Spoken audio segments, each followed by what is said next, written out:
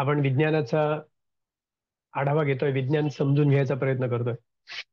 विज्ञान म्हणजे काय, विज्ञान म्हणजे आणि विज्ञानाला धरून असलेल्या इतर गोष्टी.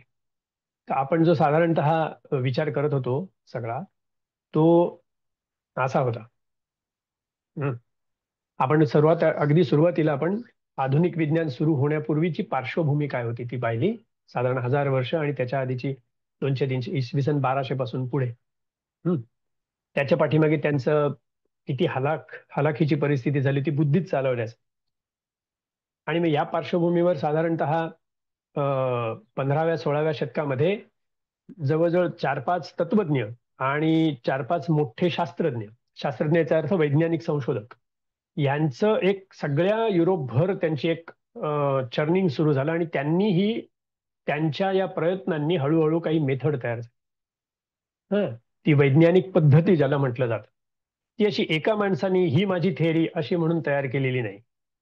हं. ती या सगळ्यांची मिळून तयार झालेली आहे. ह्याला दोन गोष्टी असतात. संशोधनाचं जे पाया असतो तो कोपर्निकस, केपलर, गॅलिलिओ यांनीच तयार केला. पाया त्यांनी तयार केला. पुढे न्यूटन 100 वर्षांनी आला. त्यांनी खूपच मोठा त्याच्यामध्ये हा हा एक मोठा हे आहे. संशोधनाच्या पद्धतीचा पाया त्यांनी तयार केला. आणि या संशोधनाच्या पद्धतीला ज्ञानाचं वजन, नॉलेज नॉट इन्फॉर्मेशन, याला नॉलेजचं जे महत्व आहे ते कशामुळे येईल, काय केलं की हे नॉलेज समजेल, ह्याचं जे तत्वज्ञान तयार करायला लागतं ते ह्या डेकार्ट्स, लायबनीज या लोकांनी तयार केलं. त्यातून वैज्ञानिक पद्धती, वैज्ञानिक संशोधन पद्धती तयार झाली. आपण मागच्या वेळेला ही पद्धती सगळी सविस्तर बघितली.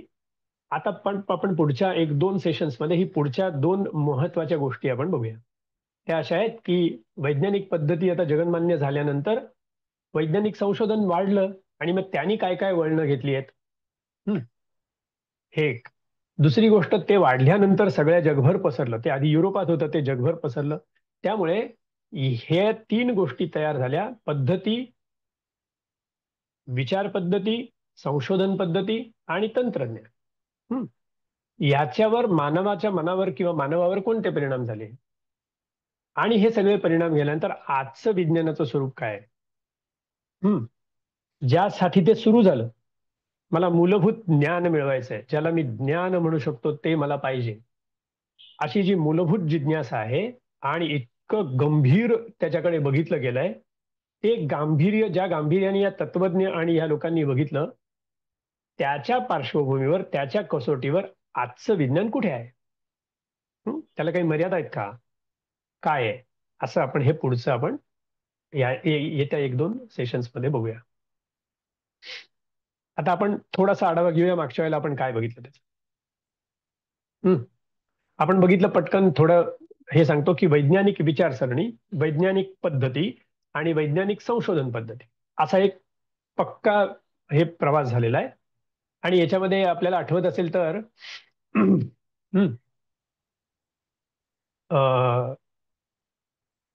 मी एक हे दाखवलं होतं, हे बघितलं. इसवी सन 1200 पासून 1600 पर्यंत रॉजर बेकन पासून हे सगळे जे तत्वज्ञ ह्या नावाने प्रसिद्ध झाले, जे मूलभूत विचार करणारे होते, हे 6-7 जण. आणि दुसऱ्या बाजूला हे सायंटिस्ट आहेत इकडे. हे जे सायंटिस्ट आहेत, हे सायंटिस्ट कोपर्निकस ते न्यूटन पर्यंत, हे 1473 ते 1727, जवळजवळ 300 वर्ष. आणि हे जवळजवळ 300-350 वर्ष, एवढा मोठं हे प्रचंड हे झालेलं आहे.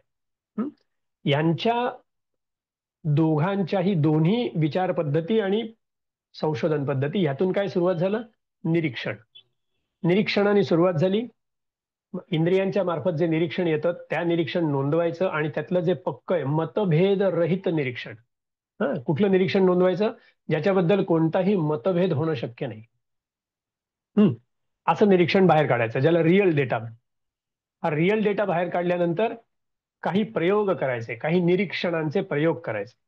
हे प्रयोग कशासाठी करायचे, की ज्याच्यामधून मला काही विश्वासार्ह माहिती मिळाली पाहिजे. ती विश्वासार्ह माहितीने काय होतं, मला कार्यकारण संबंध समजतो. विज्ञानाचा सगळा पायामुळे या एका गृहीतकावर आधारित आहे की प्रत्येक कार्याला कारण आहे. प्रत्येक समोर जी गोष्ट दिसते त्याला कॉज आहे. कॉज म्हणजे कारण आहे, कार्याला कारण आहे. ह्याच पायावर हे उभं आहे. जर आपण असा सिद्धांत एखाद्याने जोरात सांगितला की कार्याला कोणतंही कारण नसतं तर शोधच बंद होईल. हम्म तर शोधच पूर्णपणे बंद होऊन जाईल. शोधायची जरूरच नाही, कारणच नसतं म्हणल्यावर जसं होईल तसं होईल. त्यामुळे विज्ञान हे अख्खच्या अख्खं या एका गोष्टीवर उभं आहे, कार्याला कारण असतंच.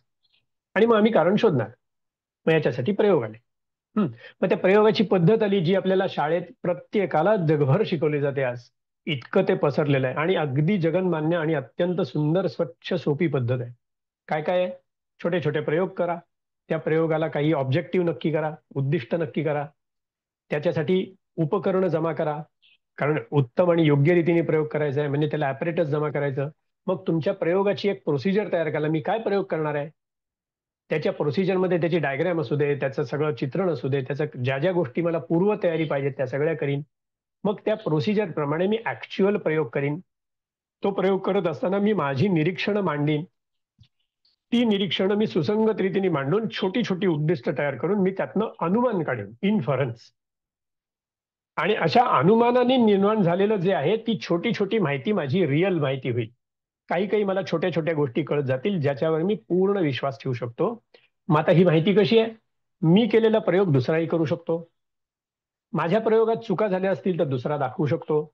मग दुसऱ्याच्या चुका काढलेला प्रयोग मी मान्य करीन.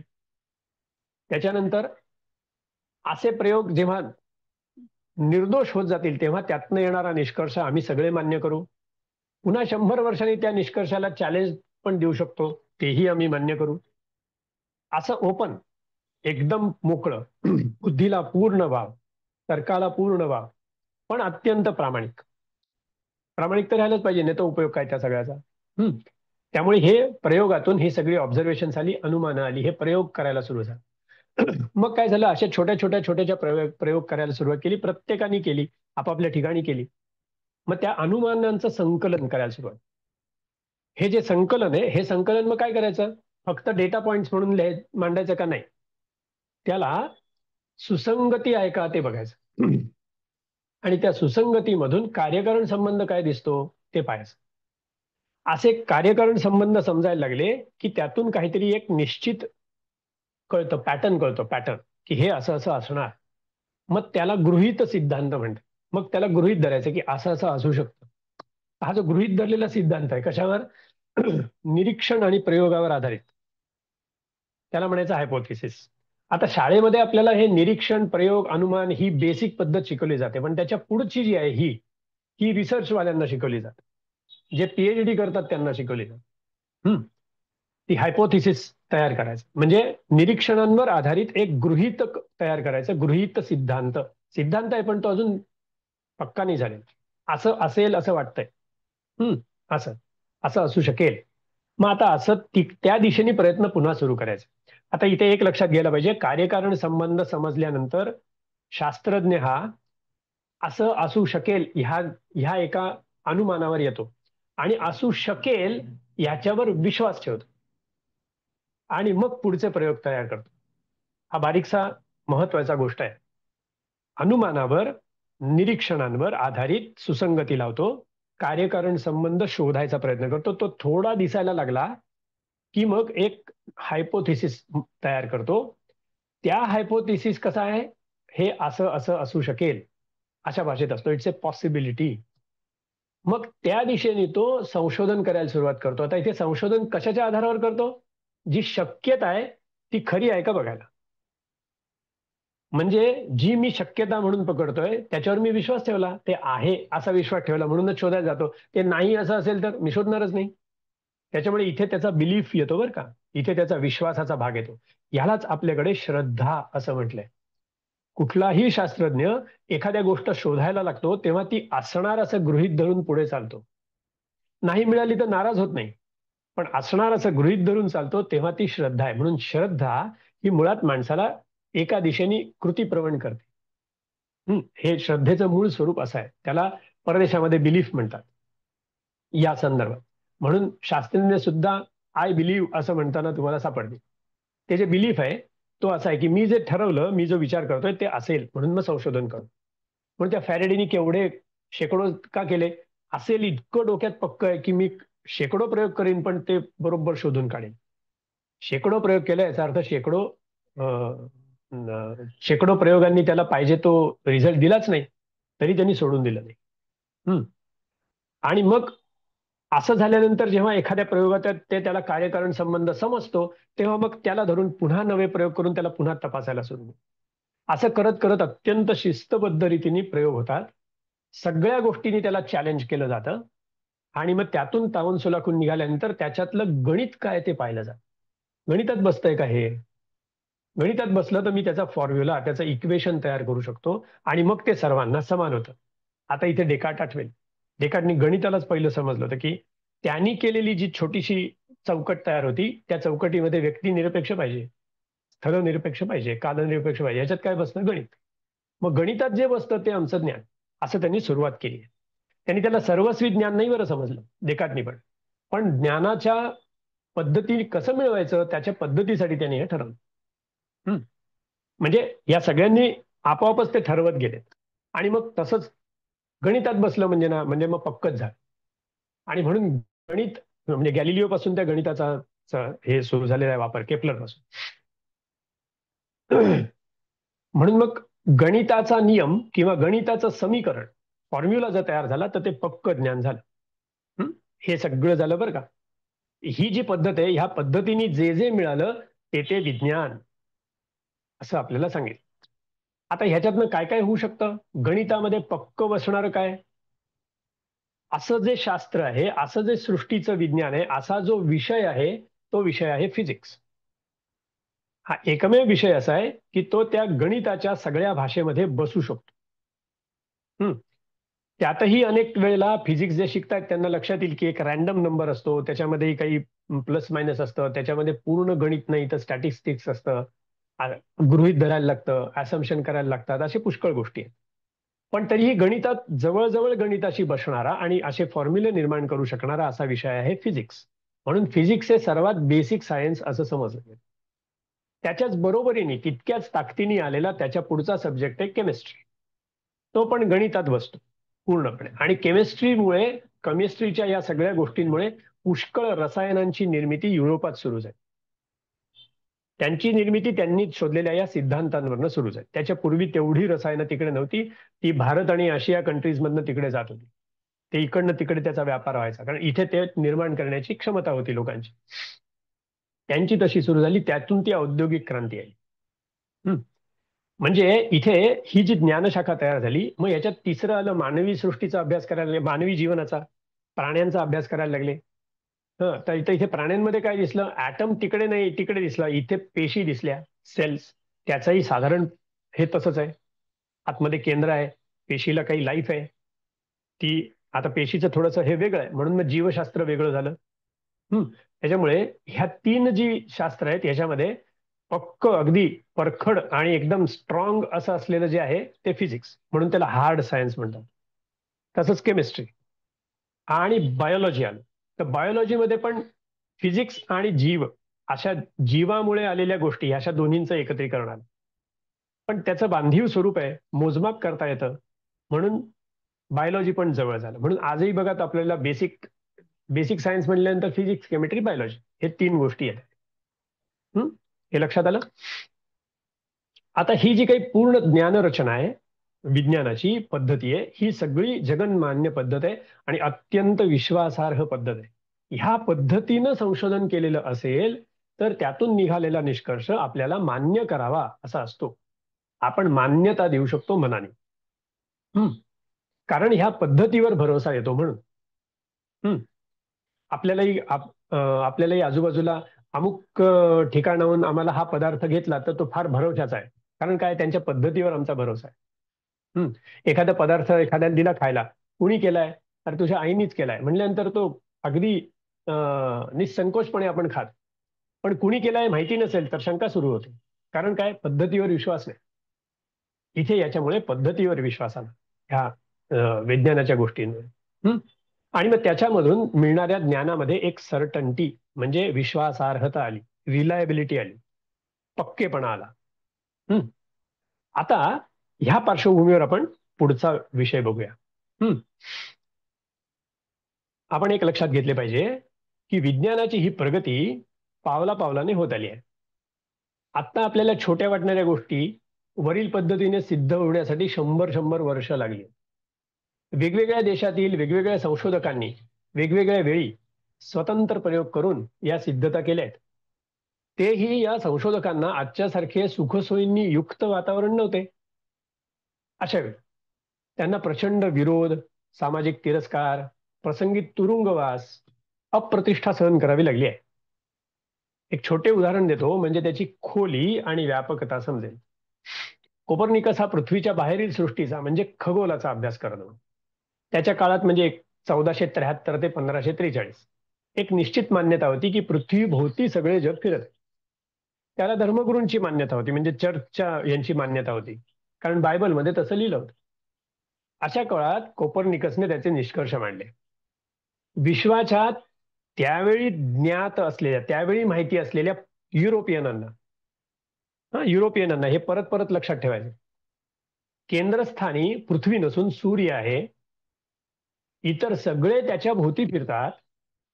पृथ्वी सूर्याभोवती फिरते आणि स्वतःच्या आसाभोवती सुद्धा फिरते, असं त्यांनी गणिताच्या साहाय्याने दाखवून दिलं. 3 गोष्टी एकदम सांगितल्या त्यांनी. पृथ्वी केंद्रस्थानी नसून सूर्य केंद्रस्थानी आहे. दिसणारे हे मोठे मोठे जे ग्रह आहेत ते त्याच्या भोवती फिरतात, आपल्या भोवती नाही. आणि पृथ्वी स्वतःच्या आसाभोवती सुद्धा गोल फिरते. आता ह्या त्याच्या उपपत्तीवर अनेक आक्षेप घेतले गेले, तरी त्यांनी त्याची निरीक्षणे आपल्या बुद्धीला प्रामाणिक राहून मांडली. टायको ब्राहे नावाचा एक डॅनिश शास्त्रज्ञ होता. हा पुन्हा 1546 ते 1601 याने पुन्हा स्वतंत्र निरीक्षण घेतली आणि ग्रहांच्या अंतरांचा हिशोब केला आणि अचूक निरीक्षणाचा आधार पुरवून सांगितले की ग्रह सूर्याभोवती फिरतात. खूप मोठं निरीक्षण घेतली आहेत बरं, वर्षानुवर्ष, आणि त्यातनं हे त्यांनी नक्की केलं की ग्रह सूर्याभोवती फिरतात. त्याचवेळी जॉन केपलर हा जर्मन शास्त्रज्ञ, एक डॅनिश, एक कोपर्निकस इकडचा, एक जर्मन शास्त्रज्ञ केपलर, हा स्वतंत्र अभ्यास करत होता. त्याने पुष्कळ निरीक्षणे करून गणित मांडून ग्रहांची गती सांगणारे नियम तयार केले आणि कोपर्निकसची उपपत्ती कशी बरोबर आहे हे दाखवून दिले. तसेच त्याने हे ग्रह लंबवर्तुळाकार कक्षेत फिरतात. तो अजून पुढे गेला, एक्झॅक्ट गोल नाही, लंबवर्तुळाकार, एलिप्टिकल आहेत, ही दाखवून दिली. त्याच काळात गॅलिलिओ हा इटालियन शास्त्रज्ञ, युरोपचा नकाशा समोर आणला की समजेल कोण कुठे होतं. आणि त्याचं पुन्हा 1564 ते 1641 हा पण खगोलशास्त्राचा अभ्यास करत होता. आपल्या स्वतःच्या निरीक्षणातून सर्व सिद्धांत आणि नियम बरोबर आहेत असं त्यांनी जाहीर केलं. परत इसवी सन 1500 पासून इसवी सन 1641 एवढा कालावधी या सिद्धतेला मान्य करण्यात गेलाय. कुठली सिद्धता? त्याच्या आधी 1000 वर्ष ते नक्की केलं होतं की पृथ्वीभोवती सगळं जग फिरतं, त्याच्या बरोबर उलट की पृथ्वी नाही, सूर्याभोवती पृथ्वी फिरते, पृथ्वी स्वतःभोवती पण फिरते, हे ग्रह सगळे लंबवर्तुळाकार कक्षेत फिरतात. हे एकदम क्रांतिकारक बदल आहे समजुतीमधला. पण हा सगळा बदल व्हायला जवळजवळ 150 वर्ष गेली. एवढा कालावधी या सिद्धतेला मान्य करण्यात गेलाय. आता एवढा कालावधी का लागला? एक म्हणजे हे समजण्याच्या आधी शेकडो वर्षे बरोबर उलटाच विचार प्रचलित आणि खरा समजला गेला होता, खरा म्हणून प्रतिष्ठित झाला होता. या पार्श्वभूमीवर या शास्त्रज्ञांना 2 आघाड्यांवर लढाई करावी लागली. पहिली म्हणजे धर्मसत्तेच्या समोर उभे राहणे, म्हणजे त्यांच्या चर्च सत्ता म्हणा, त्याच्या समोर उभं राहायला लागलं त्यांना, त्याच्यावर त्यांना शिक्षा झाल्या. आणि दुसरी म्हणजे कोणालाही त्याच्या बुद्धीला पटेल अशा स्वरूपात अनेक प्रयोग आणि गणित मांडून ही सिद्ध करणे. वर उल्लेखलेल्या 4ही शास्त्रज्ञांना त्यांच्या त्यांच्या देशात स्वतंत्रपणे या दोन्ही आघाड्यांवर लढायला लागलेला आहे. आता मागच्या वेळेला जो प्रश्न आला होता तो इथे ऑलरेडी लिहिलेला होता. या ठिकाणी काही जणांना भारतात त्या काळात काय चालले होते याच्याशी तुलना करून भारत कसा मागेच राहिला असे सांगण्याची एक संधी मिळाल्यासारखे वाटेल. त्यांच्यासाठी 1-2 उल्लेख आवश्यक आहे. एक म्हणजे अशी तुलना करताना त्याला धरून असलेल्या इतर सर्व परिस्थिती आणि संदर्भ तसेच तुलनात्मक मांडायला पाहिजेत. नुसतं मनात आलं म्हणून वरवर तुलना करून काढला निष्कर्ष, असं करता येणार नाही. ते मुळात अशास्त्रीय आहे, अवैज्ञानिक आहे. तुम्ही संदर्भही नीट केले पाहिजेत, समान ठेवले पाहिजेत. दुसरं, भारतात मुळातच पृथ्वीभोवती जग फिरते हा चुकीचा समज अस्तित्वातच नव्हता, कुठेच नव्हता. पुराण काळात सुद्धा, म्हणजे सध्याच्या ज्ञात संशोधनानुसार इसवी सन 100-200 इसवी सन पूर्व, रोजच्या दिनचर्येत सूर्याला नमस्कार करताना म्हणण्याच्या वाक्यात सवितृ मंडल मध्यवर्ती असे त्याचे सुस्पष्ट वर्णन आहे. पद्मपुराणात आलंय. आपणही म्हणतो ध्येय सदा सवितृ मंडल मध्यवर्ती. आता मंडल मध्यवर्ती हा शब्द कसा आला? त्याला नमस्कार करतानाच म्हणलंय, तू मंडलाचा मध्यवर्ती आहेस. सर्वसामान्य घरात सूर्यनमस्कार चालणारी आजही चालतात. हा श्लोक आजही परंपरेने म्हटला जातो. इतकी वर्ष, म्हणजे जवळजवळ 2,500 वर्ष झाली, तेव्हा सूर्य सवितृ मंडल मध्यवर्ती हे माहिती आहे, हे लक्षात घेण्यासारखी गोष्ट आहे. सुस्पष्ट वर्णन आहे. मागच्या वेळेला आपली थोडी चर्चा झाली, तिथं उल्लेख इथे ऑलरेडी आलेला आहे. अजून एक, श्री ज्ञानेश्वरांनी सूर्याची उपमा देताना म्हटली आहे, जैसे उदो वस्तुचे प्रमाणे न चालता सूर्याचे चालणे. सूर्य चालत नाही पण चालताना दिसतो, असं ते उपमा म्हणून समोर बसलेल्या शेतकऱ्याला सांगतायत. त्याला माहिती आहे ते, म्हणून ती उपमा देत आहेत. तो त्या बायबलच्या कक्षेतच आलेलं नाहीये की ते त्यांनी सांगितलं म्हणून मान्य करायचं आणि पृथ्वीभोवती सगळं जग फिरतं, हे त्यांच्या डोक्यात नाही. सूर्याभोवती आपली पृथ्वी फिरते, त्यांना माहिती आहे. काय सांगतायत? आपल्याला उदय आणि अस्ताकडे पाहून सूर्य चालतो असे वाटते, पण सूर्य खरा चालत नाही. ज्ञानेश्वरीच्या 10व्या अध्यायात 17वी ओवी आहे, का गाभे वने वटू गिवसवे तरंगी सागरू साठवे, का परमाणू माझी सामावे भूगोलू. हा भूगोल शब्द तर फार जुना आहे, ज्ञानेश्वरीत आलाय, पण भूगोल मूळचा शब्द खूप जुना आहे, तो भूगोल आहे, सपाट नाही. आता या छोट्याशा गोष्टींवर लक्षात येईल की ही धारणा, ही चुकीची समज आपल्याकडे नव्हतीच, त्यामुळे ती पार्श्वभूमीच नाहीये, त्यामुळे संदर्भच नाहीये. आपण आधुनिक विज्ञानाचा प्रवास समजून घेताना हे लक्षात घेतले पाहिजे की हा सर्व विज्ञानाचा इतिहास मुख्यतः युरोपातील आहे. तो ज्ञात आत्ता माहिती असलेल्या नोंदीवरून इसवी सनाच्या 13व्या शतकात सुरू झालेल्या बुद्धिप्रामाण्याच्या चळवळीतून जन्माला आलेला आहे. त्यांना विज्ञान पाहिजे ह्या दृष्टीने आलं, माझी बुद्धी चालवायला परवानगी द्या अशी चळवळ आहे. मग मला ज्ञान पाहिजे इथपर्यंत ती आली. तुमचं ज्ञानावर मला विश्वास बसत नाही, कारण सगळे वेगवेगळे सांगतात, म्हणून मला ज्ञान पाहिजे, अशी ती वाढत गेली. या ठिकाणी एक खुलासा करावासा वाटतो की विज्ञानाचा विचार करताना मानवी स्वभावामुळे अवैज्ञानिक गोष्टी सुद्धा कधी कधी त्याच्यात घुसतात. जेव्हा एखादी गोष्ट खूप प्रभावीपणे पुढे येते, तेव्हा मानवाला त्या गोष्टीचे संपूर्ण यश आपल्यालाच मिळावे असे वाटते. त्यामुळे तो कधी कधी खोटे दावे पण पुढे सरकवतो. विज्ञानाच्या बाबतीत इंग्रजांनी असं केलंय, अगदी 100% गेलेलं आहे. ते म्हणजे आम्हीच खरी प्रगती केली, जगात इतरत्र आमच्या इतकी प्रगती कुठेच आणि कधीच झाली नाही, हे त्यांनी प्रसारित केलं. आणि ते राज्यकर्ते असल्यामुळे जास्ती ठिकाणी केलं, शिक्षण हातात घेतल्यामुळे शिक्षणातून प्रसारित केलं. असा समज त्यांनी पुष्कळ ठिकाणी पसरवला. परखड वैज्ञानिक विचारसरणीप्रमाणे बघितले तर युरोपात इसवी सनच्या 13व्या शतकात बुद्धिप्रामाण्याचा विचार सुरू झाला असं त्या नोंदीवरून समजतं. त्या नोंदी आहेत म्हणून तिथपासून सुरू झाला असं आपण जेव्हा म्हणतो, तेव्हा त्याच्या पूर्वी युरोपात कोणी बुद्धीच चालवली नाही असं म्हणता येणार नाही. चालवली असणार पण त्याची नोंद नाही, किंवा चळवळ स्वरूपात पुढे नाही आली, पण कोणी बुद्धीच चालवली नाही असं आपण म्हणू शकतो का? चालवलीच असेल. त्याचप्रमाणे हे झालं युरोपातलंच बरं. मग त्याचप्रमाणे जगभर युरोप शिवाय इतरत्र कोणी बुद्धीच चालवलं नाही असं म्हणता येईल का आपल्याला? इंग्रजांनी म्हणून ठेवलंय आणि आपण सांभाळलं, पण तसं म्हणता येत नाही वैज्ञानिक विचारसरणीनुसार. त्या त्या प्रदेशातील मूळ ग्रंथ, त्या त्या प्रदेशातील ऐतिहासिक नोंदी, त्यांचा पूर्वग्रहित अनबायस्ड होऊन अभ्यास केल्याशिवाय युरोपातच सगळं पहिल्यांदा झालं हे कसं सिद्ध होईल? फक्त आमच्या इथेच सगळे काही झाले, इतरत्र काही झालेच नाही असे कोणालाच म्हणता येणार नाही. भारतात सुद्धा आमच्या इथेच सगळं झालं असं अतिरेकी दावे करणारे आहेत.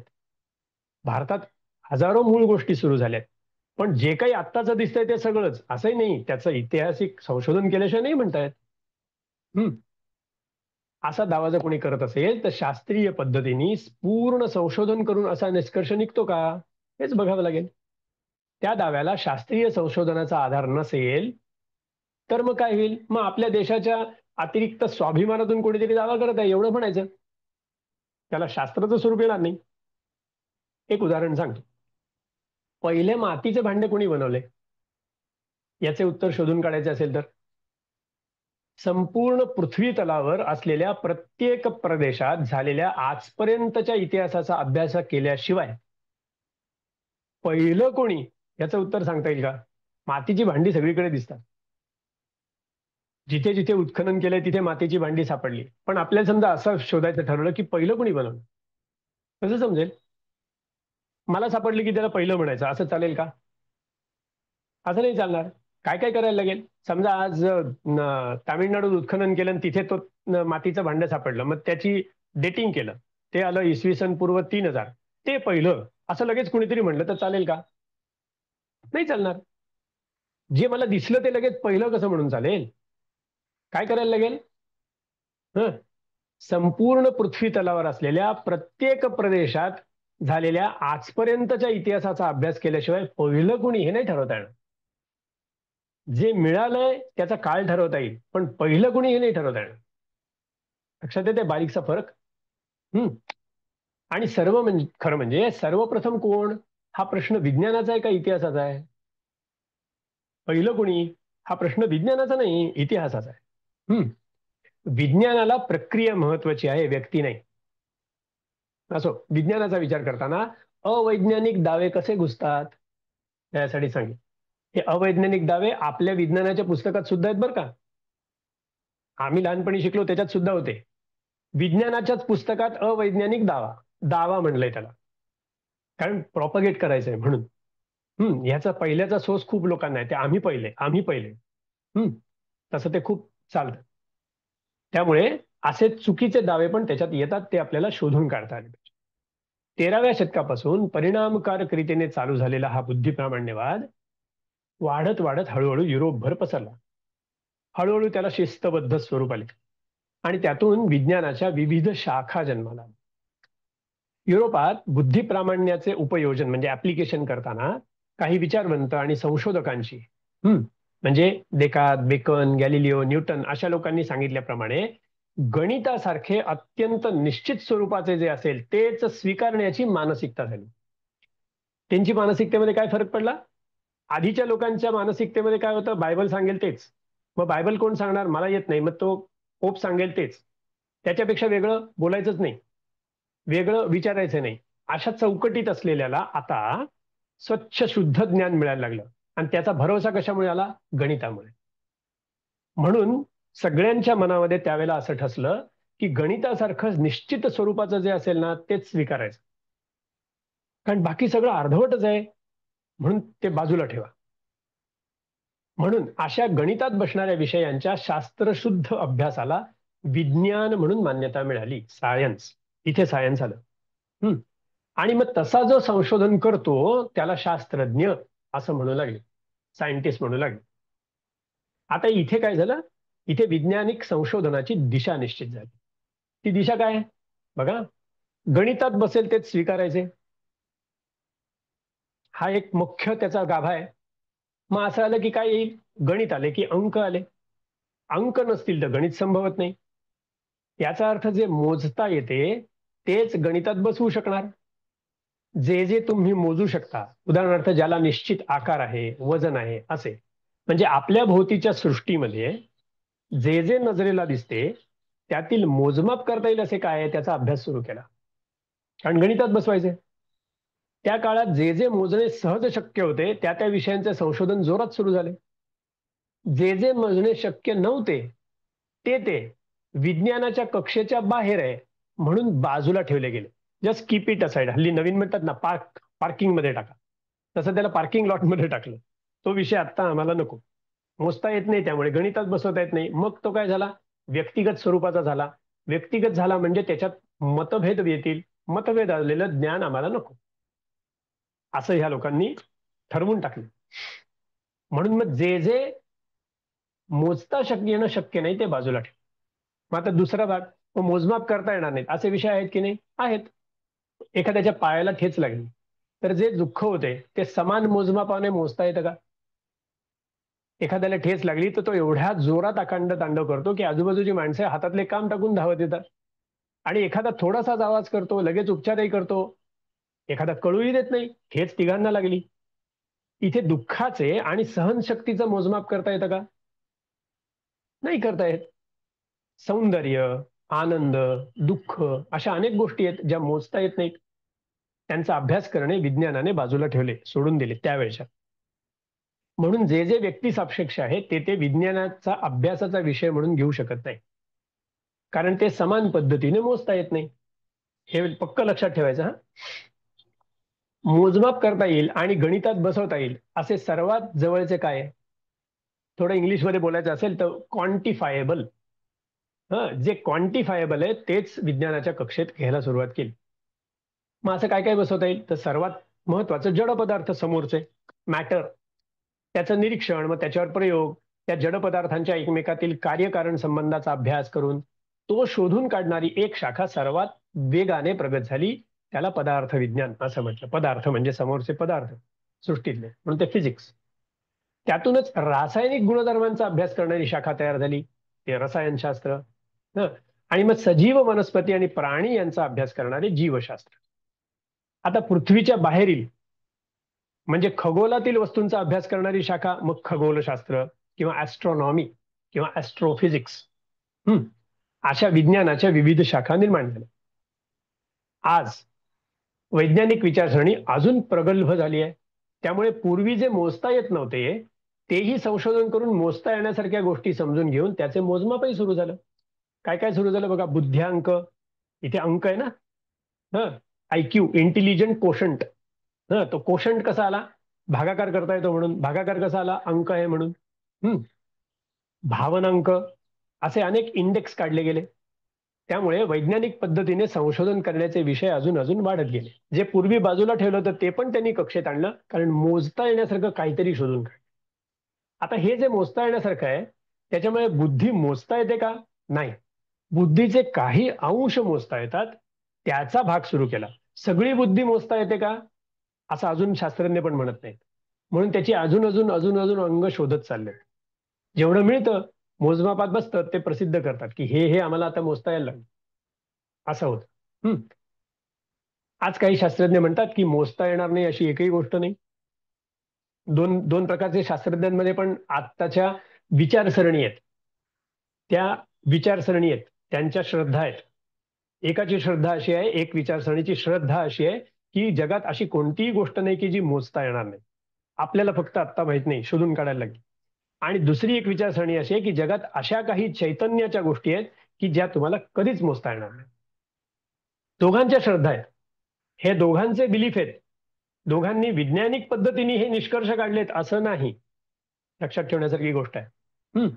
पण ते ह्या विचारसरणीने पुढे जातात. ते काही काय म्हणतात, एव्हरीथिंग इज क्वांटिफायबल. दुसरा म्हणतो की नाही, एक काही शक्ती अशी आहे की विच इज नॉन क्वांटिफाय. मग आता हे पार्श्वभूमी झाली. युरोपात या विज्ञानाच्या प्रगतीने दोन अतिशय मूलभूत गोष्टी प्रस्थापित केल्या. कोणत्या? युरोपात सर्वसामान्य आजूबाजूच्या सृष्टीबद्दलचे जे ज्ञान आहे, जे त्या चर्चच्या सत्तेच्या अतिरेकी जोखडात अडकून पडले होते, ते सर्वांना मोकळं झालं. त्यापूर्वी 1000 वर्षे धर्मसत्ता म्हणेल तेच आणि तेवढेच ज्ञान, बायबलने जे सांगितले तेवढेच ज्ञान, त्याच्या बाहेर ज्ञान नाहीच असा गैरसमज पसरलेला होता. तसेच स्वतंत्र विचार करून त्या ज्ञानाला प्रतिप्रश्न विचारायचाच नाही असा दंडक होता. त्यामुळे युरोपातील समाज अज्ञानी, जसाच्या तसा, लाचार, दुर्बल, दरिद्री राहिला होता. विज्ञानाच्या प्रगतीमुळे अगदी सर्वसामान्य माणसालाही हे नवे ज्ञान उपलब्ध झाले. विश्वाचे कार्य हे अदृश्य भीतीदायक शक्तींकडून नियंत्रित होत नाही. बायबलवाले काय सांगायचे? अदृश्य शक्ती आहेत आणि त्या भीतीदायक आहेत, सैतान पण आहे त्याच्यात. त्यांच्याकडून हे नियंत्रित होत नाही, तर निश्चित कार्यकारण संबंधातून नियंत्रित होते. हे आपणही समजून घेऊ शकतो, तू पण समजून घेऊ शकतोस, हा पण समजून घेऊ शकतो असं सांगायला सुरुवात केली. त्याला प्रतिप्रश्न करू शकतो, पुरावे मागू शकतो आणि बुद्धीला पटेल ते उचलू शकतो. हे सगळं सर्वसामान्य माणसाला समजलं. केवढी मोठा फरक आहे बघा. त्या तिथल्या सामान्य माणसाच्या जीवनातला फार फार मोठा फरक आहे. त्यामुळे ख्रिस्ती धर्माचार्यांची जी अनियंत्रित सत्ता होती ती निघून गेली. म्हणून तर त्याला पुनरुज्जीवन म्हणलंय. पुनरुत्थान किंवा पुनरुज्जीवन, रिनासन्स. एका फार मोठ्या कालावधी करता जो समाज अज्ञानाच्या अंधकारात होता तो आता मोकळ्या प्रकाशात आला.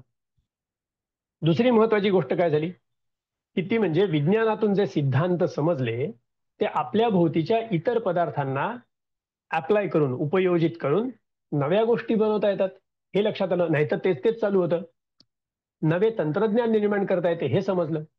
या दुसऱ्या गोष्टीमुळे युरोपातील सामान्य माणसाच्या जीवनात नवे तंत्रज्ञान अत्यंत झपाट्याने निर्माण होत गेले. त्यांच्या इथे नव्हतं ते मिळायला लागलं त्यांना. त्यामुळे त्यांच्या जीवनाला खूप उभारी आली. व्यापार उद्योग वाढला, संपत्ती निर्माण व्हायला लागली आणि दारिद्र्य जायला लागले. युरोपातील लोक आता चौखूर उधळले, अक्षरशः उधळले आणि काही जगप्रवासाला बाहेर पडले. काही जगातील इतर भूप्रदेशावर व्यापारासाठी जायला लागले. आणि त्याच काळामध्ये आपल्याला दिसेल पोर्तुगीज बाहेर पडलेले दिसतील, डच बाहेर पडलेले दिसतील, ब्रिटिश बाहेर पडलेले दिसतील, फ्रेंच बाहेर पडलेले दिसतील. हे सगळे तिथून बाहेर जाऊन कोणी अमेरिका, कोणी जपान, कोणी भारत अशा सगळ्या ठिकाणी पसरलेले दिसतील. हे सगळं ह्याचा परिणाम आहे. काहींनी नव्या भूप्रदेशावर आपली सत्ता प्रस्थापित केली. सत्ता प्रस्थापित करण्यात हे चौघं फार महान मोठे: इंग्रज, फ्रेंच, पोर्तुगीज आणि डच.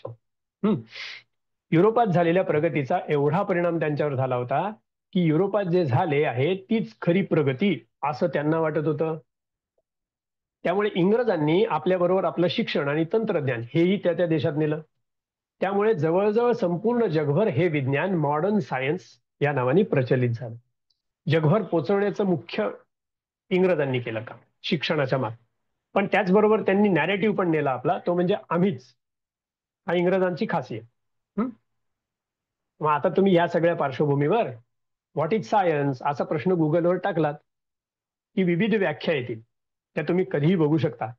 हे सेशन झाल्यानंतर बघा, मी त्यातल्या थोड्याशा इथे काही लिहिल्यात. Science is the intellectual and practical activity encompassing the systematic study of the structure and behavior of physical and natural world through observations and experiment. आता हे अख्खं वाक्य वाचलं की अरे बापरे काय समजणार असं होईल. पण आपण आधी जे 2 वेळेला बघितलंय त्याच्यावरून लक्षात येईल की तेच या एका वाक्यात सांगितलंय. मग systematically organised body of knowledge असं सगळं वेगवेगळ्या सायन्सच्या व्याख्या येतील. हे सगळं तेच प्रक्रिया सांगतात. आता मुख्य काय आहे, this process is continuously ongoing. हे महत्वाचं आहे. Refining and obviously expanding as the universe itself is continuously expanding. ही जी प्रोसेस आहे ना शोधायची, ही कंटिन्युअस चालणारी प्रोसेस आहे. सतत सतत रिफाईन होणारी, म्हणजे चुका दुरुस्त करत जाणारी आहे स्वतःच्याच. जसा AI हल्ली स्वतःच्या चुका दुरुस्त करतो असं दाखवतो की हा माझी चूक मी दुरुस्त करतो, तसं ते वैज्ञानिक संशोधन हे चुका दुरुस्त करत पुढे जातं. त्या इलॉन मस्कचं किती वेळा हे पडलं, त्याचं लॉन्चर पडला, जे काय ते पडलं, तरी पण तो नवं प्रयोग करतो आणि परत परत पुढे जातो. हे रिफायनिंग प्रोसेस. आणि ते कंटिन्युअसली चालणार. So this process leads to new questions for future investigations and research. ही पुढचे नवे प्रश्न तयार शकतात, नव्या समस्यांना उत्तरांसाठी माणूस सुरू होतो, त्याच्यासाठी रिसर्च होतो. So this is never ending process. हे तरी थांबणार नाही. आपण आजच्या आधुनिक विज्ञानाचा इतिहास, आधुनिक विज्ञान म्हणजे काय, वैज्ञानिक विचारसरणी म्हणजे काय, या मूलभूत विषयांचे अवलोकन करतो. या अवलोकनात आतापर्यंत इसवी सन 1300 पासून 1700 पर्यंतच्या काळातील या विषयाची प्रगती कशी झाली ते आपण पाहिलं. यातील मुख्य टप्पे असे: आधुनिक विज्ञानाचा उगम हा मुख्यतः युरोपात झाला. त्यापूर्वी युरोपात सुमारे 1000 वर्षे असलेली बुद्धिहीन विचारसरणी आणि बुद्धिप्रामाण्याला त्यांच्या चर्चच्या सत्तेने केलेला विरोध हा त्याच्या पार्श्वभूमीवर होता. बुद्धिप्रामाण्यवाद युरोपात रुजवण्यासाठी जवळजवळ 400 वर्षांचा कालावधी लागला. हजारो जणांचे प्राण गेले, हजारो लोकांचे संपूर्ण आयुष्य पणाला लागले आणि युरोपातील त्यावेळच्या प्रचलित समजुती चुकीच्या आहेत हे या विज्ञानाने दाखवून दिले. गणिताच्या भाषेत जे बसते तेच खरे विज्ञान अशी ठाम धारणा झाली आणि तेच विज्ञानाचे प्रमुख वैशिष्ट्य ठरले. या सर्व वैचारिक, प्रयोगबद्ध, प्रचंड बुद्धिवादी आणि संपूर्ण युरोपभर पसरलेल्या विज्ञानामुळे त्यावेळच्या युरोपातील लोकांची विश्वाकडे बघण्याची दृष्टी बदलून गेली. अतिशय सुसंबद्ध अशा विज्ञानातून झपाट्याने तंत्रज्ञान विकसित होत गेले. यामुळे युरोपात उद्योग, व्यापार, देशाटन, परदेशगमन, समृद्धी वेगाने आलं. विशेषतः इंग्रजांच्या वसाहतवादी महत्वाकांक्षेमुळे याच काळात इंग्रजांची जगभर देशात सत्ता प्रस्थापित झाली. इंग्रज आपल्याबरोबर जाताना युरोपातील प्रगती, तंत्रज्ञान, सत्ता टिकवण्यासाठी आणि वाढवण्यासाठी आखलेले शैक्षणिक धोरण हे सर्व त्या ठिकाणी घेऊन गेले. तसेच ही प्रगती आपणच म्हणजे इंग्रजांनीच केलेली असल्यामुळे आपणच सर्वश्रेष्ठ ही भूमिका सुद्धा इंग्रज त्या ठिकाणी घेऊन गेलेले आहेत. अगदी चीन, जपान जिथे जिथे पोहोचले तिथे त्यांनी ही मनोभूमिका घेऊन गेली. विज्ञानाच्या स्वयंसिद्ध विचारसरणीमुळे आधुनिक विज्ञान, तंत्रज्ञान, आधुनिक विज्ञानाची विचारसरणी सर्व जगभर पसरली. सर्व जगाने ती अंगीकारली. वैज्ञानिक सिद्धांताच्या सर्वसामान्य कसोट्या म्हणून हीच धारणा आता जगाने मान्य केली आणि तीच आजही जगाने मान्य केलेली आहे. विज्ञानाची कसोटी ही जगन्मान्य आहे. आज एखादे नवे ज्ञान सांगताना तेही याच कसोट्यांवर तपासले जाते आणि त्या सर्व कसोट्यांवर ते खरे उतरले तरच मान्य केले जाते. त्याच विचारसरणीचा अवलंब करून मग जगभर शास्त्रज्ञही निर्माण झाले आणि अगणित ज्ञानशाखा आणि अगणित संशोधने निर्माण झाली. मानवी जीवनातील जवळजवळ प्रत्येक वापरातील गोष्ट विज्ञान आणि तंत्रज्ञान यांनी व्यापून टाकली. याची परिस्थिती आहे. वैज्ञानिक विचारसरणी सामान्य माणसापर्यंत पोहोचली, पण एक महत्वाची गोष्ट आहे, त्यामुळे हा विषय पुढे येईल. सामान्य माणूस त्या पद्धतीने जगायला लागला का असं म्हणता येणार नाही आजही. विचारसरणी पोचली. शेवटचा मुद्दा लक्षात येण्यासाठी वैज्ञानिक विचारसरणी म्हणजे काय त्याचा सारांश बघूया. वैज्ञानिक विचारसरणी म्हणजे काय? स्वतःच्या बुद्धीला प्रामाणिक राहायचं आणि दुसऱ्याच्या बुद्धीचंही अस्तित्व मान्य करायचं पहिलं. दुसरं काय? ज्ञान मिळवताना स्वतःच्या बुद्धीला जे पटेल तेच ज्ञान म्हणून स्वीकारायचं. जे जे निरीक्षण, प्रयोग, गणित ते सिद्धांत अशा पूर्ण प्रवासात सिद्ध झाले आहे ते स्वयंसिद्ध विज्ञान म्हणून मान्य करायचं. त्याच वेळी अशा सिद्ध झालेल्या गोष्टीला कोणीही आव्हान देऊ शकतो आणि नवे प्रयोग करून त्या सिद्धांतांची मर्यादा उघड करू शकतो. तेही स्वीकारता आलं पाहिजे. माझं संशोधन एखाद्याने खोडून काढलं तर मला ते स्वीकारता आलं पाहिजे. त्याची परीक्षा घेईन, पण मी ते जर खरंच लक्षात आलं तर मी ते स्वीकारेन. ही प्रामाणिक बुद्धी तिथे आली पाहिजे. दुसरं, माझ्या संशोधनाच्या कक्षेत नाही, त्याच्या बाहेर जे आहे ते नाहीच असं म्हणू शकत नाही. ही अवैज्ञानिक विचारसरणी आहे. मी नाही असं काही म्हणू शकत नाही. माझ्या कक्षेच्या बाहेर आहे म्हणून ते नाहीच असं नाही म्हणू शकत. Absence of evidence doesn't prove that the thing is not existing.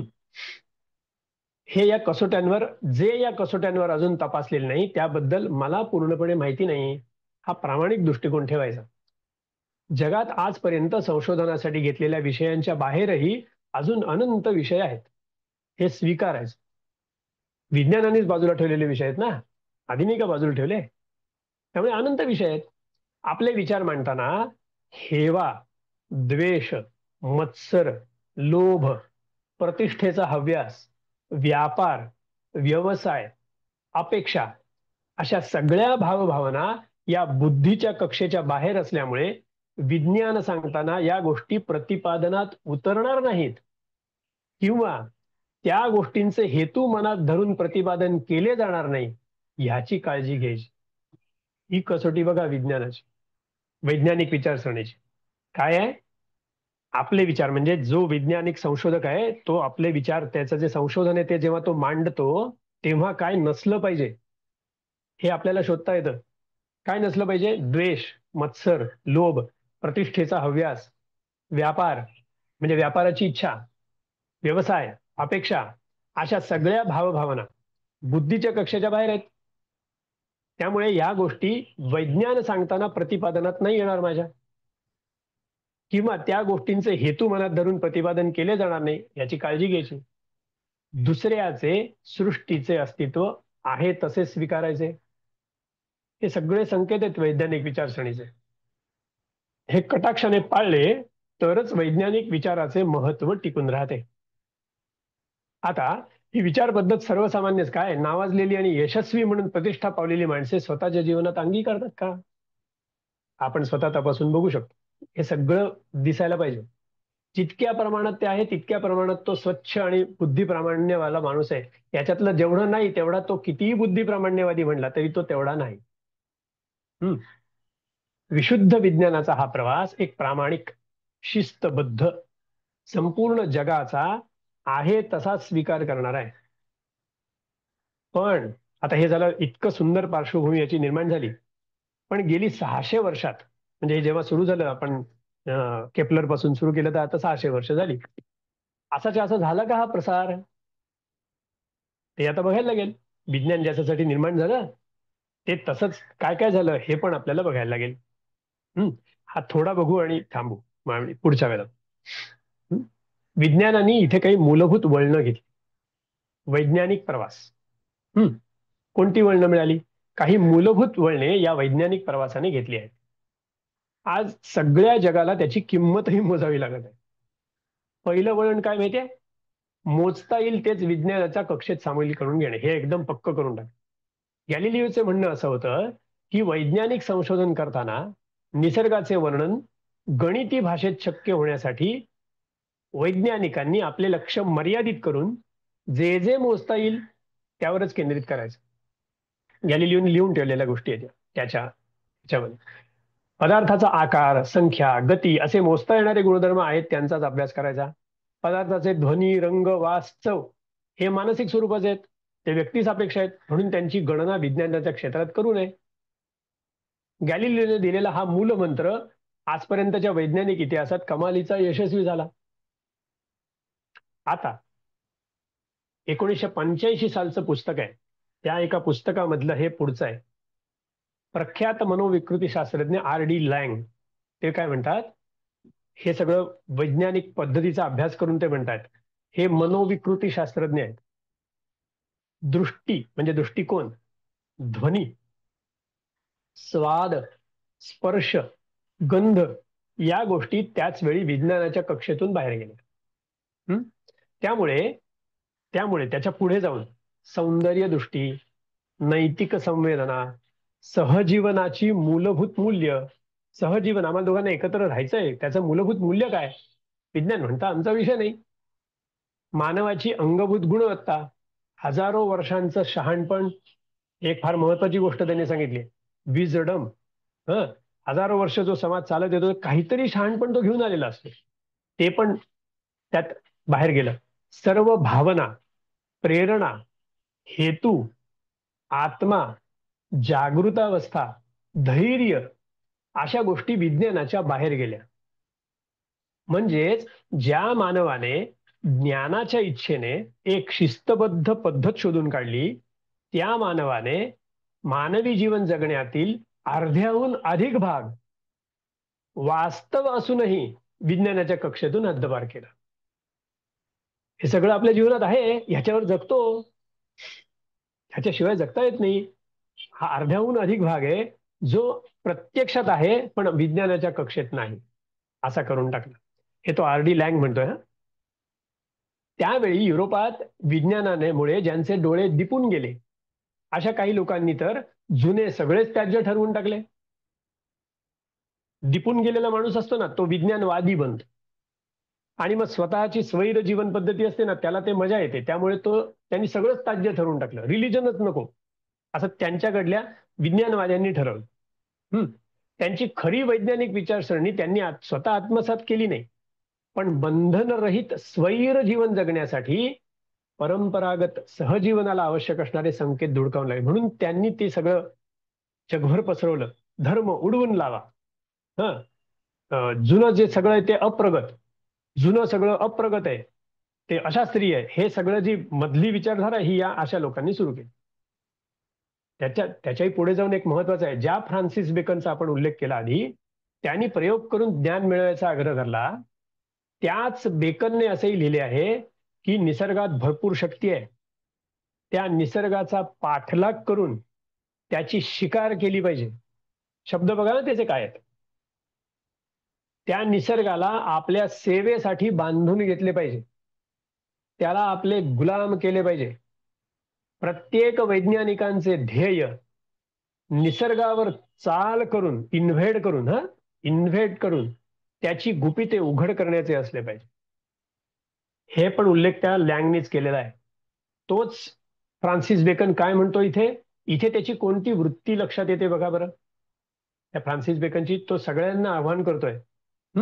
तो म्हणतो निसर्गाचा पाठलाग करून त्याची शिकार केली पाहिजे, त्याला आपल्या सेवेसाठी बांधून घेतले पाहिजे, त्याला आपला गुलाम केले पाहिजे, निसर्गावर चाल करून त्याची गुपिते उघड केली पाहिजेत. ही सरळ सरळ एम्पिरिकल किंवा साम्राज्यवादी विचारधारा आहे. मी सर्वात श्रेष्ठ आहे आणि बाकी सगळे माझ्या दिमतीला असले पाहिजेत, अशा विचारधारेतनं निर्माण झालंय. आणि एक्सप्लॉइट द अर्थ, पृथ्वीचं शोषण करण्याची वृत्ती ह्या अशा गोष्टीमुळे निर्माण झाली. हा एकांगी विचार खूप शास्त्रज्ञांनी अंगीकारला आणि त्यामुळे या विचाराचा आधार घेऊन पुढील 17, 18 आणि 19व्या शतकातील सर्व वैज्ञानिक उपपत्ती आणि स्पष्टीकरणे मांडण्यात आली. युरोपात त्यापूर्वी निसर्गाला आई समजले जात असे.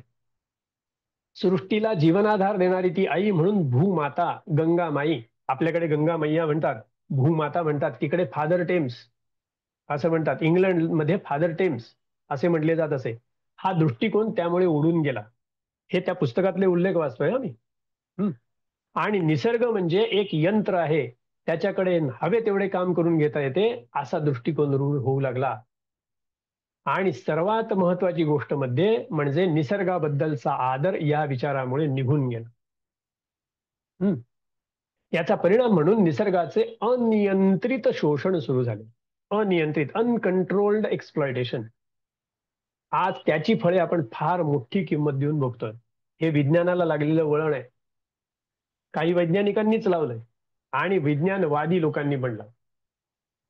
अशा वेळी समाज धुरीणांनी मानवाबद्दल, या सृष्टीबद्दल त्याचा सर्वांगीण फार पुढचा विचार करून समाजाला, शासनकर्त्यांना, विचारवंतांना पुढील धोके दाखवून संयमित करायचे असते.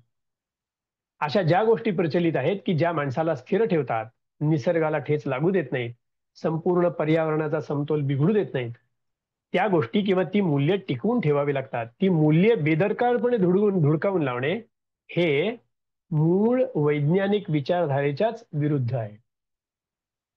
समतोल बिघडू न देणे ही गोष्ट ज्यामुळे होते, अशा हजारो वर्षांच्या शहाणपणाला उडवून लावायचे नसते. आपल्याकडे पण हे आपण उडवून लावतो. आजही शहरामध्ये आपण शेतकऱ्याला अडाणी समजतो. काय अधिकार आहे आपल्याला? जो हजारो वर्ष चालत आलेलं धान्य निर्मिती आणि शुद्ध धान्य निर्मितीची प्रक्रिया ज्याला पक्की माहिती आहे, त्याला आपण अडाणी कसं समजतो? समजतो पण आपण, कारण हे डोक्यात घुसवलेलं आहे आपल्या. त्याच युरोपियन विचारधारेने पुढच्या शेकडो वर्षांच्या शहाणपणाला आपण उडवून लावतो. पण विज्ञानाच्या अतिवेगवान घोडदौडीमुळे डोळे दिपून जाणारे खूप वाढले. अशा सगळ्यांनी त्यांच्या त्यांच्या देशात हजारो वर्षे टिकून असलेला शहाणपणा फेकून दिला आणि स्वतःच्याच देशातील निसर्गाचे अनियंत्रित शोषण घडवू दिले. आज अक्षरशः ह्याच गोष्टी प्रत्येक देशात होत आहेत. डोळे दिपलेल्या आणि दूरदृष्टी नसलेल्या माणसांनी वैज्ञानिकतेच्या नावाखाली हे घडवून आणलं. आता एक महत्वाची गोष्ट अशी, एवढे पण वाचू आणि थांबूया. चीनी, इथे एक गोष्ट लक्षात घेण्यासारखी आहे, ती म्हणजे याच कालावधीत, म्हणजे युरोपचा जो कालावधी आपण बघतो त्याच कालावधीत युरोप शिवाय आशिया खंडात चीन आणि भारतीय अशा दोन स्वतंत्र पण युरोपपेक्षा खूप जुन्या संस्कृती नांदत होत्या. त्या संस्कृतींमध्ये निसर्गाला सुसंवादी जीवन जगण्याचे शहाणपण शिकवलं जात होतं. निसर्गाला इन हार्मनी विथ नेचर असं शहाणपण शिकवलं जात होतं. चीनी तत्वज्ञानात सांगितलंय की हा निसर्ग म्हणजे परमेश्वराची आभा आहे, ग्लोरी आहे, त्यात एक व्यवस्था आहे. हे चीनी याच्यात शिकवलं जात होतं. काय शिकवत होते ते? निसर्ग हा परमेश्वराची ग्लोरी आहे, आभा आहे, त्यात एक व्यवस्था आहे, त्यात सुसंबद्धता आहे, त्या व्यवस्थेत सहभागी होऊन ताओ म्हणजे जगाचा अविरत प्रवाह, त्यामध्ये सहभागी होणे हे माणसाच्या जीवनाचे उद्दिष्ट आहे, असे शिकवले जात होते. ताओ तिकडचा धर्म आहे. कन्फ्युशस आणि ताओ तिकडचा जुना धर्म इंग्रजांनी येऊन सगळ्यांना क्रॉस देऊन टाकला. पण हा जो ताओ धर्म आहे त्याच्यात हे शिकवलं जातं. चीनमध्ये संपूर्ण जीवनात निसर्गाला सुसंवादी असणारी जीवन पद्धती वर्षानुवर्ष रूढ होती. ती अवैज्ञानिक नव्हती, जास्त प्रगल्भ होती, जास्त मॅच्युअर्ड होती. भारतात काय होतं? देवस्य पश्यकाव्यम, अगदी समान दिसेल. हे जे सगळ्या सृष्टीचं वर्णन करताना वेद म्हणतात देवस्य पश्यकाव्यम, देवाचं काव्य आहे बघ. कसं आहे ते? न ममार, जे मरत नाही, न जीर्यती, जे वृद्ध होत नाही, रोज नवीन आहे. हे निसर्ग हे देवाचं काव्य आहे. फ्रान्सिस बेकन काय म्हणतो? या निसर्गाचं शोषण करा, अनियंत्रित शोषण करा आणि त्याला आपला गुलाम बनवा. आणि ह्या दोन ठिकाणी काय सांगतायत? निसर्ग हे देवाचं काव्य आहे, ते सतत प्रवाही आहे, ते जीर्ण वृद्ध होत नाही, मरत नाही, असं शिकवून निसर्गाबद्दल ओतप्रोत आदर निर्माण केलाय. भारतातही स्वतंत्रपणे विकसित झालेली निसर्गाशी जवळीक आणि सुसंवाद साधणारी जीवन पद्धती होती. व्यापार उदीम होता, निरनिराळी रसायनं बनत होती, औषधं बनत होती. पण ह्या उद्योगांची रचना अशी होती की त्यातून औद्योगिक कचरा निर्माण होत नव्हता. हे फार महत्वाचं आहे, म्हणून ती जास्त प्रगल्भ होती. आणि आता तर आपलं संशोधन असं आहे की मागच्या वेळेला म्हणलं तसं की इंग्रज इथे येईपर्यंत, इंग्रज इथे सत्ता प्रस्थापित करेपर्यंत भारत हा जगाच्या मोठ्या जीडीपी मध्ये चीन आणि भारत हेच सर्वात मोठे होते. जीडीपी म्हणजे काय? प्रचंड उद्योग, प्रचंड निर्मिती क्षमता, इथून निर्माण होणाऱ्या वस्तू जगभर वापरल्या जातात, अशी गोष्ट होती. आणि त्यामुळे इथे प्रचंड वैभव होतं. वैभव लुटून नेण्याचं काम इंग्रजांनी केलं. हा, म्हणजे हे लक्षात घेण्यासारखं गोष्ट आहे की हे सगळं कशामुळे झालं? निसर्गाशी सुसंगत आणि अतिशय सुबद्ध समाजरचना या दोन्ही ठिकाणी होती. ह्याच्याकडे त्या ब्रिटिशांनी, त्या युरोपियनांनी लक्ष दिलेलं नाही. ते स्वतःलाच मोठे समजत राहिले. आधुनिक विज्ञानाच्या वाढीमध्ये एकाच बाजूचा विचार करत विज्ञान आणि तंत्रज्ञान वाढवत नेले आणि निसर्गाचा समतोल बिघडत गेला. हे मोठं पहिलं वळण आहे निसर्गाचं, वैज्ञानिक संशोधनाचं. हे लक्षात घेण्यासारखी गोष्ट आहे. समाचार झाले, आपण थांबूया. खरं म्हणजे काय आहे? विज्ञान आणि तंत्रज्ञान, दुसरं वळण जिथे येईल ते हे दोन पॅराग्राफ पासून. विज्ञान आणि तंत्रज्ञान वाढून जात असताना त्यात सगळ्याच गोष्टी खूप खूप छान डोळे झाकून स्वीकाराव्या अशा होणार आहेत. आता विज्ञानामुळे मानवाच्या पिढ्यानपिढ्या तरुण जाणार आहेत. ही पृथ्वी आता इथून पुढे हजारो वर्षे जास्त सुंदर होणार आहे. राहायला जगायला उत्तमोत्तम बनत जाणार आहे. आरोग्य संपन्न स्वच्छ जीवन शहरातही बघायला मिळणार आहे. म्हणजे जिथे हे विज्ञान, वैज्ञानिक विचारसरणी आणि तंत्रज्ञान सर्वात आधी पोहोचते तिथे स्वर्गच अवतरणार आहे, असं त्यावेळची लोक म्हणत होती. प्रत्यक्षात झालंय का? त्या दिशेने प्रगती झाली का? असे होणे खरे म्हणजे अपेक्षित आहे. कारण विज्ञान वाढताना इतकी प्रचंड बुद्धी चालवावी लागते हे आपल्याला कळले. एवढी प्रचंड बुद्धी चालवणारे लोक वर उल्लेखलेल्या दिशेनेच मानवजातीला घेऊन जाणार असं आपल्याला वाटतं, आजही वाटतं. पण प्रत्यक्षात तसं झालेलं नाही. त्याची कारणं बघायला पाहिजेत.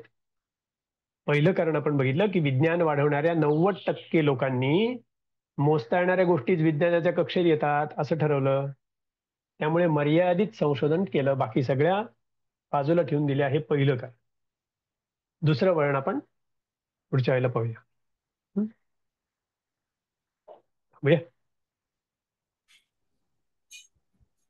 धन्यवाद. Thank you sir.